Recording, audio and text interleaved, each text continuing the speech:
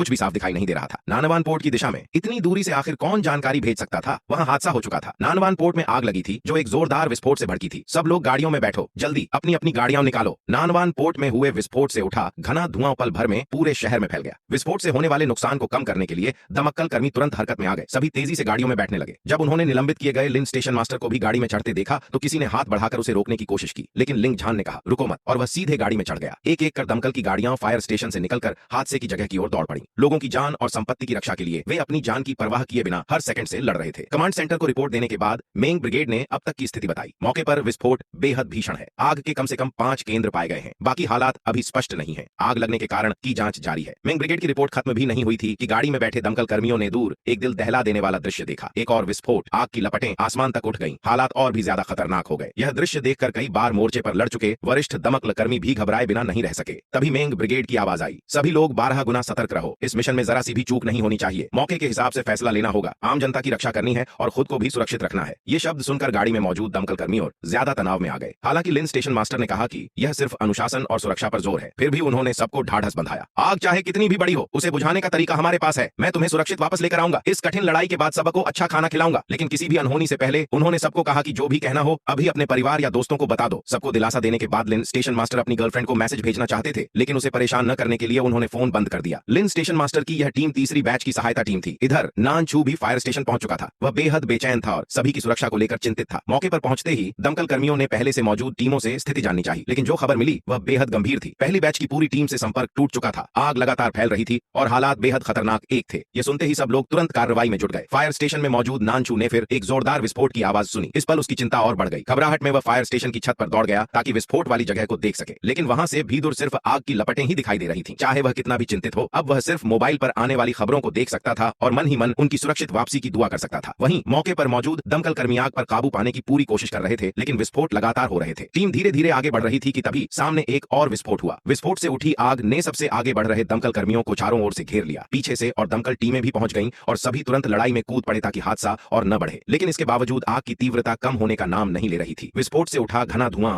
पूरे शहर में फैलता जा रहा था। लगातार एक दिन और एक रात की लड़ाई के बाद हेपिंग रोड स्पेशल ड्यूटी स्टेशन को सबसे बड़े आग केंद्र को नियंत्रित करने का आदेश मिला। सभी ने तुरंत अपना उपकरण बदला और सबसे बड़े आग वाले मुख्य टैंक के सामने पहुंचे। लिन स्टेशन मास्टर सबसे पहले आगे जाकर स्थिति जांचना चाहते थे, लेकिन यांग गाइड ने कहा आप निलंबन की स्थिति में हैं। इस रेस्क्यू का कमांडर मैं हूं। आप वाटर सपोर्ट संभालिए, मैं आगे जाकर हालात देखता हूं। लेकिन जैसे ही यांग गाइड टैंक पर चढ़े, एक जबरदस्त शॉक वेव ने उन्हें नीचे फेंक दिया।